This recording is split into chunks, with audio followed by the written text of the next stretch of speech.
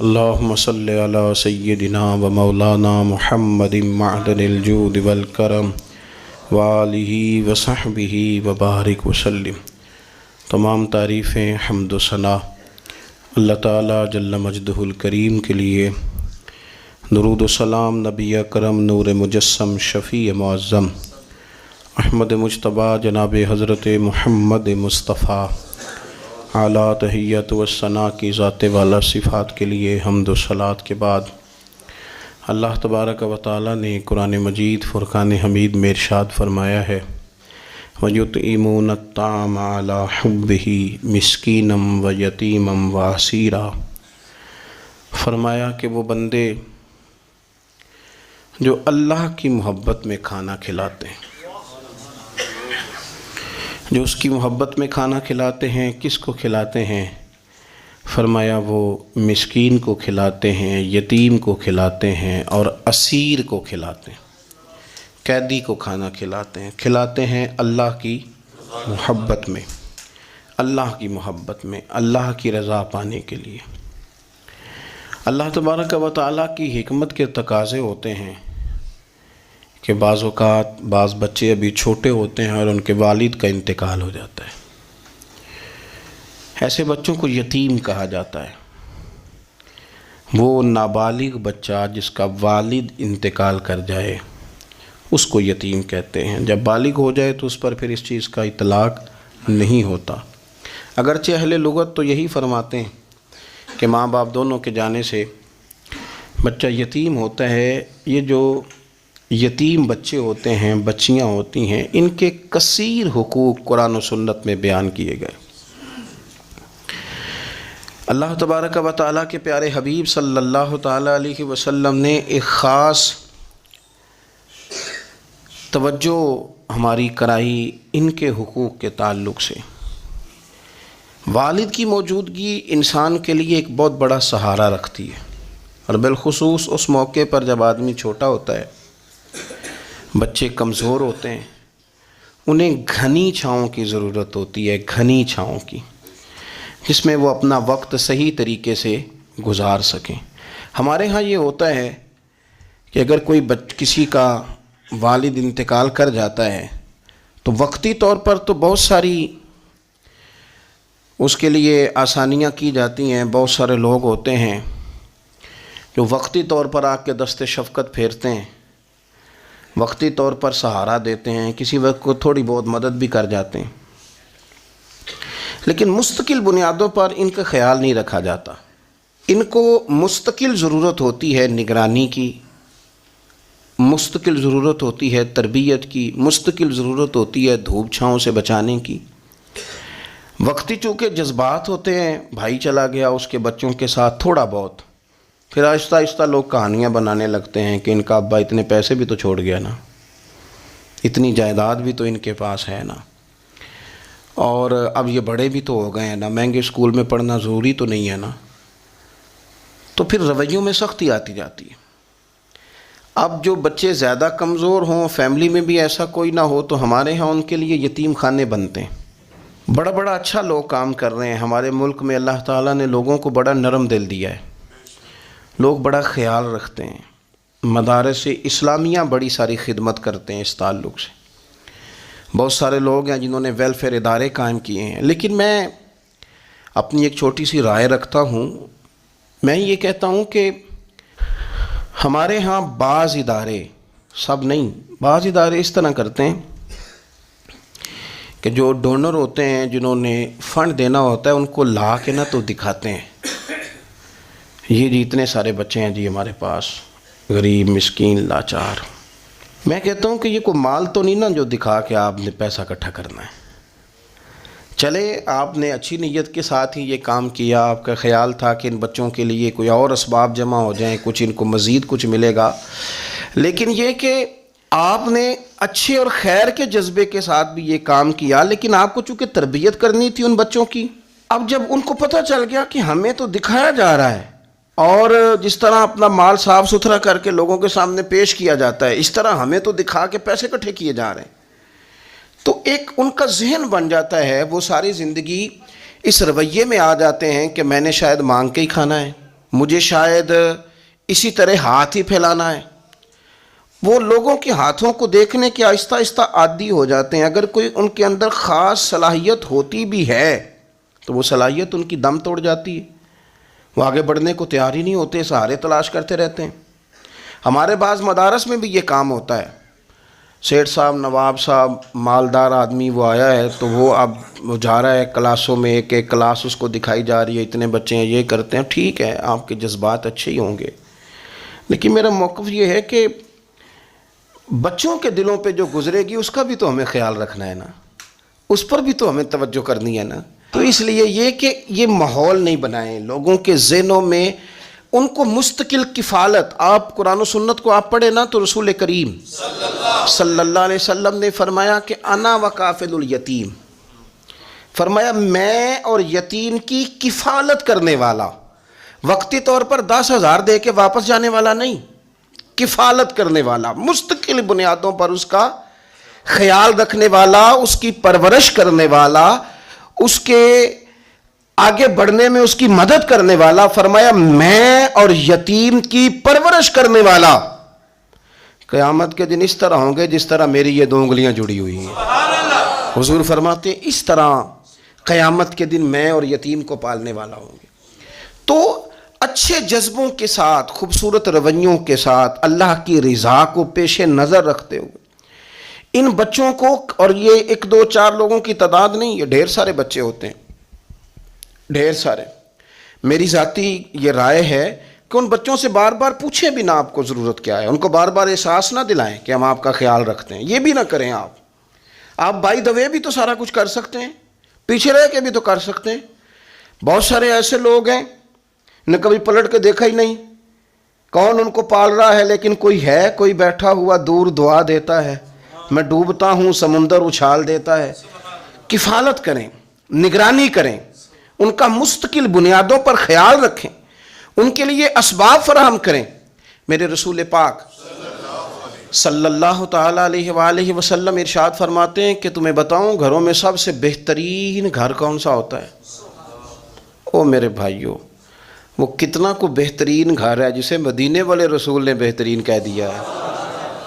فرمایا تمہیں بتاؤں نا گھروں میں بہترین گھر کون سا ہے؟ ہم سمجھتے ہیں ٹائلیں اچھی ہوں, کمرے ہوادار ہوں, اور کچن جو ہے وہ انواع و اقسام کے کھانوں سے بھرا ہوا ہو, سین اچھا ہو, اور جناب ہر چیز کی سہولیات گھر میں ہو, امن ہو, سکون ہو. نہیں, حضور فرماتے ہیں مجھ سے پوچھو نا بہترین گھر کون سا ہے.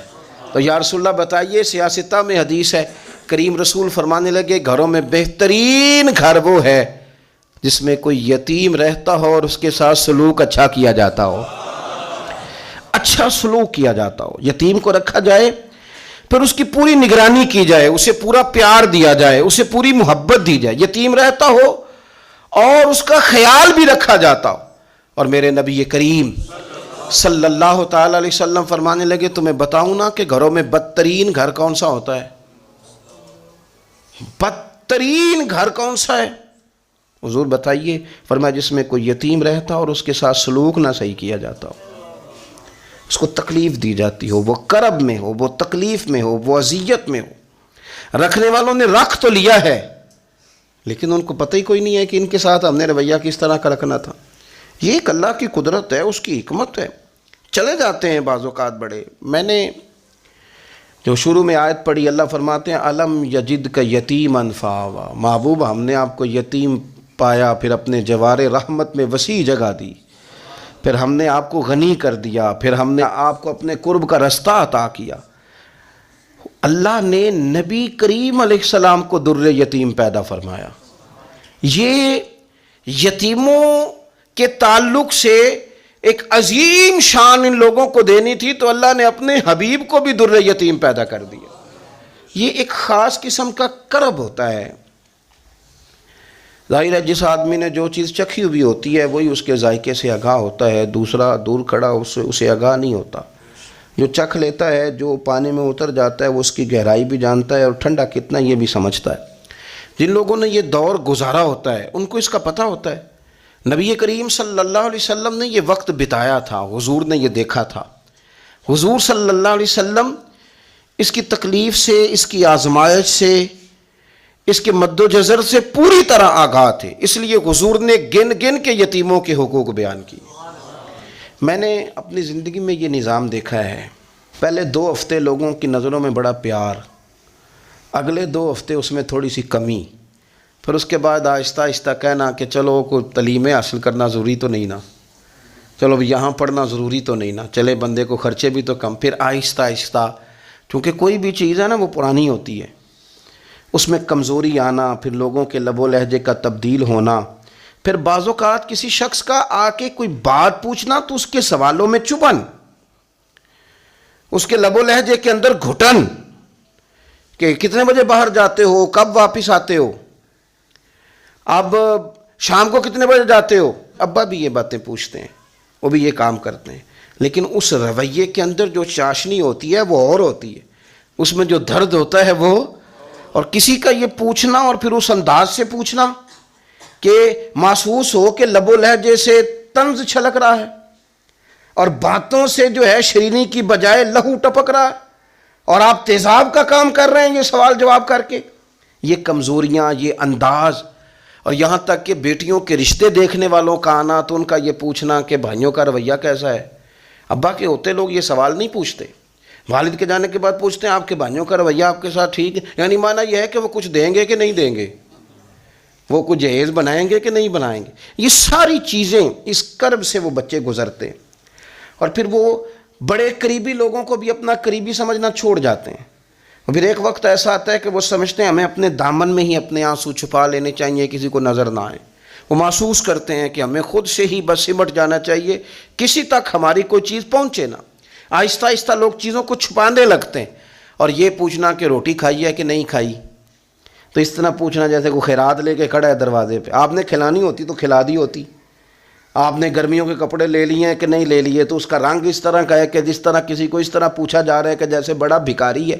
یہ ساری چیزیں ہم اس انداز میں کرتے ہیں کہ وہ جو خوبصورت، میں کہہ چکا ہوں کہ پھر اگر کسی ادارے میں وہ بچے ہیں تو وہاں ان کو دکھایا جاتا ہے کہ اتنے بچے ہیں تو ہمیں فنڈ چاہیے، آپ اچھی نیت سے کر رہے ہوں گے صاحب، لیکن آپ اس کومپل کو بھی تو دیکھیں نا کہ اس نے کھلنا ہے، اس نے پھول بننا ہے، اس نے کس طرح چھاؤں لوگوں کو دینی ہے جب وہ خود مرجھا جائے گا۔ پھر یہ لوگوں کو، ایسے بچوں کو میں نے عام لوگوں سے نفرت کرتے دیکھا، پیچھے ہٹتے دیکھا، لوگوں کے لیے ان کے دلوں کے اندر اچھے جذبات نہ رہے، انہوں نے محسوس کیا کہ یہ ہمارے ساتھ تعاون کرنے نہیں آئے، یہ ہماری عزت کو مجروح کرنے آئے، یہ شفقت کرنے نہیں آئے، یہ تو خیرات دینے آئے۔ سنو میرے رسول کریم صلی اللہ علیہ وسلم کا انداز کیا ہے یتیم کے تعلق سے۔ حضرت بشیر بن اقربہ رضی اللہ تعالیٰ، مجموع الزوائد میرے سامنے پڑھی ہے، فرماتے ہیں احد میں میرے والد شہید ہو گئے، نبی پاک صلی اللہ تعالیٰ علیہ وسلم نے نا مجھے اپنے گھوڑے کے پیچھے اپنے ساتھ بٹھا لیا گھوڑے پہ، اور میں سرور کائنات علیہ الصلاۃ والسلام کے ساتھ گھوڑے پہ بیٹھا ہوں، تو حضور مجھ سے پوچھتے ہیں تمہارے والد چلے گئے؟ میں رو پڑا، میں نے عرض کی حضور اب نظام کیسے چلے گا؟ آپ یقین کریں چھاؤں کا پتہ تب بھی چلتا ہے کہ جب دھوپ آتی ہے اور اس کی قدر کا احساس ہوتا ہے، محسوس ہوتا ہے۔ جب کوئی گھر کا بڑا رخصت ہو جاتا ہے تو یوں لگتا ہے کہ ساری چھتیں کمروں کی بھی گر گئی ہیں، سین کی بھی گر گئی ہیں، اب یکدم دھوپ آئی ہے، پھر اس کا احساس محسوس ہوتا ہے۔ والد کے، دادا کے، بوڑھوں کے گھر میں ہوتے ہوئے تو بڑے سارے ویسے ہی مسئلے نہیں ہوتے، بہت سارے لوگ ویسے جھجکتے ہیں، سامنے ہی نہیں آتے۔ تو حضرت بشیر بن اقربہ رضی اللہ تعالیٰ عنہ کہتے ہیں میں نے کہا حضور میرے ابا جی چلے گئے، اب میں اپنے آپ کو بڑی تکلیف میں محسوس کرتا ہوں، قربان جائیں۔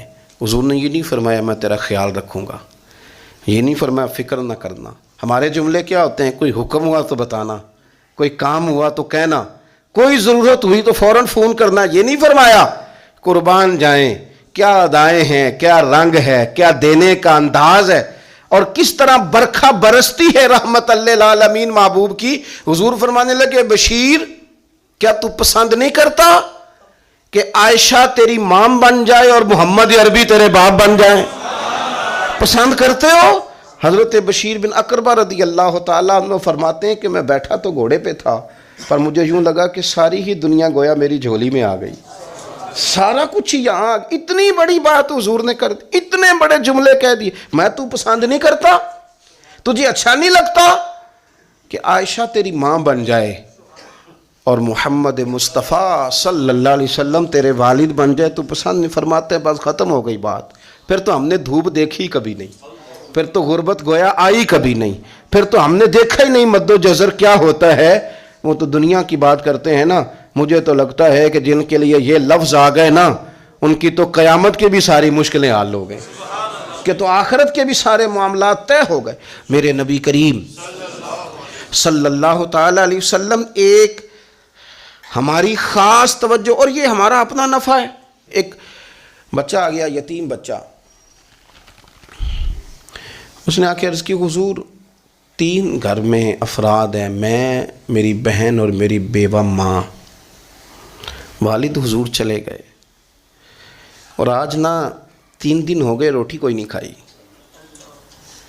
میں اس منظر کو بھی جانتا ہوں کہ جب یتیم گھر میں اکٹھے بیٹھے ہوتے ہیں اور پتہ ہوتا ہے ان کو کہ ہماری اماں کے پاس آج پیسے کوئی نہیں اور گھر میں روٹی بھی کوئی نہیں، تو پھر ان کو بھوک ہی نہیں لگتی. ہاں نہیں لگتی. اماں پوچھتی ہے پتر روٹی کھانی ہے؟ نہیں میں تو سویرے جو کھایا تھا وہ ہضم ہی نہیں ہوا. اماں جی شاہی کوئی نہیں. یہ پردے اس طرح کر کے بچائے جاتے ہیں. ایک دوسرے کو تسلیاں دینا، ایک دوسرے سے پیار کا بڑھ جانا، ایک دوسرے کے لیے جذبات اور طرح کے بن جانا حکمت الہی کے تقاضے ہوتے ہیں. یا رسول اللہ صلی اللہ تعالیٰ علیہ وسلم بیوہ ماں ہے، یتیم بہن ہے، 3 دن سے کھایا کچھ نہیں. قربان جائیں وہ گھر جہاں سے کائنات کھاتی ہے ساری. حضور نے فرمایا بلال جا کے ساری ازواج مطہرات سے پوچھ گھر میں کیا ہے. حضرت بلال کہتے ہیں میں سارے گھر ہی پوچھ آیا، ٹٹول آیا، ٹوٹل 21 کھجوریں نکلی. یہ 2 جہاں کے شاہ ہیں اور پاس کچھ رکھتے نہیں، 2 جہاں کی نعمتیں ہیں، ان کے خالی ہاتھ میں حضور کے سارے گھر کو میں ڈھونڈ 21 کھجوریں نکلی تو لا کے میں نے پیش کر دی. تو حضور نے ڈائریکٹ اس کو نہیں دی، نبی پاک نے اپنے ہاتھ پہ رکھ لی. اور کہتے ہیں پھر حضور نے نا اپنا منہ مبارک قریب کیا کھجوروں کے. صحابہ خود فرماتے ہیں کہ یہ جو حضور نے منہ مبارک قریب کیا ہے نا تو نبی پاک برکت کی دعا کر رہے تھے. 21 کھجوروں پہ برکت کی دعا ہوئی. حضور نے اس بچے کو بلایا، تھپکی دی، فرمایا لے جا 7 تیری 7 تیری بہن کی. انہیں معمولی نہ سمجھنا ہو تو حضرت بلال کہتے ہیں حضور 3 بھی دے دینا کبھی تو 30 سال ختم ہی نہیں ہوتی. 30 سال گزر جاتے ہیں، نکالتے رہو کھاتے رہو، ختم ہی نہیں ہوتی. حضور نے فرمایا 7 تیری، 7 تیری بہن کی، 7 تیری والدہ کی، اور 7 حضور نے اور بھی تلقین فرمائی. فرمایا ایک سویرے کھایا کرنا، ایک شام کو کھایا کرنا. یہ لے جا. حضرت سیدنا بلال حبشی کہتے ہیں رضی اللہ تعالیٰ عنہ کہ بچہ لے کے جب باہر نکلا تو حضرت سیدنا معاذ ابن جبل دوڑ کے گئے اور جا کے بچے کے سر پہ شفقت سے ہاتھ پھیرا. کہا فکر نہ کرنا، رب کریم تجھے بہترین سرپرست عطا کرے گا، پتر پریشان نہ ہونا، اللہ تیری مدد کرے گا. صرف حوصلہ دیا، سر پہ دست شفقت پھیرا. بچہ چلا گیا تو حضور نے فرمایا معاذ ادھر آؤ نا ذرا. یا رسول اللہ حکم ہو. فرمایا کس چیز نے تمہیں اٹھایا بچے کے سر پہ ہاتھ رکھنے کے لیے؟ کس نے تمہیں کہا؟ کس چیز نے تمہیں اٹھایا جو تم بچے تک پہنچ گئے؟ عرض کی یا رسول اللہ وہ جو میرے دل میں اللہ نے یتیم کے لیے رحمت رکھی ہے نا، اس نے مجھے اٹھایا تھا، اور میں نے جا کے اس کے سر پہ دست شفقت پھیرا. تو حضور فرمانے لگے سن پھر، جو کسی یتیم کے سر پہ خالی ہاتھ بھی پھیر دے، جتنے بال اس کے ہاتھ کے نیچے آئیں گے نا، رب اتنی خطائیں معاف کرے گا، اتنی نیکیاں دے گا، اتنے درجے اس کے بلند کر دے گا. خالی دست شفقت ہی پھیر دے. دینا دلانا تو بعد کی بات ہے، اس کا خیال رکھنا تو. یہ جو ہمارے مدارس ہیں نا، ان میں اکثر بچے غریب ہوتے ہیں، لیکن کچھ بچے تگڑے گھروں کے بھی ہوتے ہیں، مالدار گھروں کے بھی ہوتے ہیں.